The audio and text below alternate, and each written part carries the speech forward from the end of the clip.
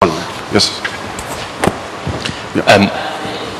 So instead of allowing the candidate... Sorry, sir, please identify yourself. I am Raman, Secretary, Goa Legislative Assembly. I am saying instead of allowing the present system of allowing the candidates and political parties to spend money, why can't the Election Commission itself do campaigning on behalf of the party on the basis of the campaign material given to the Election Commission of India? Thank you. Sir, would you like... For a political party. Now once I start campaigning, I don't know what will happen to me. No, not campaigning exactly. See, the point is, Yeah. 1 minute. See, the point is, now let me ask you only one question. Why is it that two parties whom I named are still able to spend within the ceiling? Why? Why the others not able to do? Is there, the law is the same for all. So why is the inclination on the part of two parties to spend, to be within that limit? Why is the inclination of other parties not to adhere?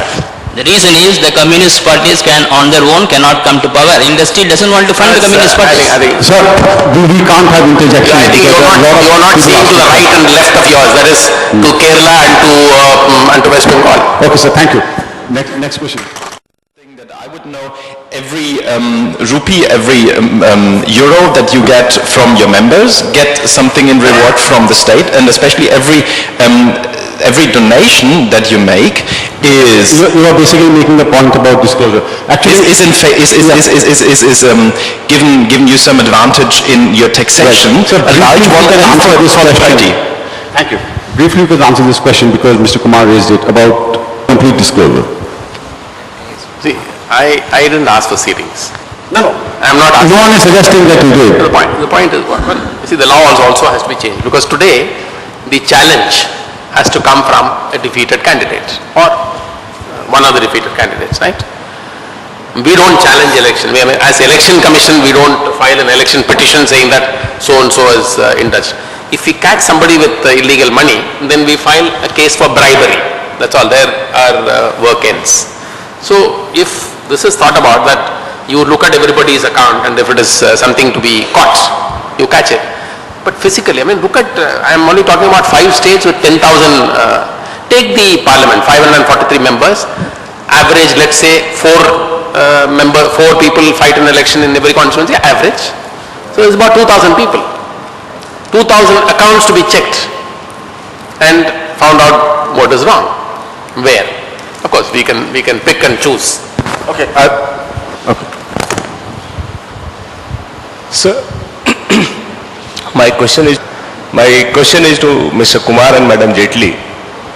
From the discussion, 3 things have come out very clearly.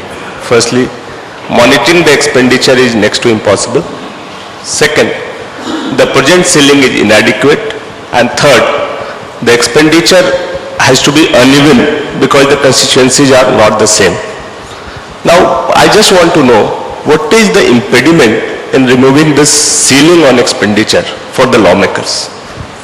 Will you answer? Yes.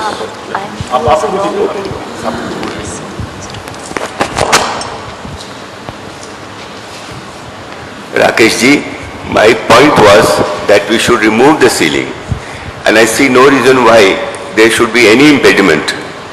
If you remove the ceiling but insist on transparency, in the sense that you get the candidate concerned, whether he is a defeated candidate or not, to indicate the sources of his income, sources of his funding, I think that should be what we should aim at. And all these ceilings, etc., are, frankly speaking, not very practicable.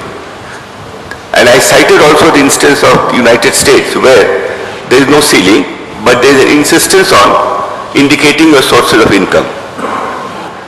And if therefore, as was mentioned just now, it will be difficult to find out whether the sources are genuine, then there is something wrong. With our own system, if you are not able to identify wrong sources of income, then something needs to be done to see that we are able to identify them.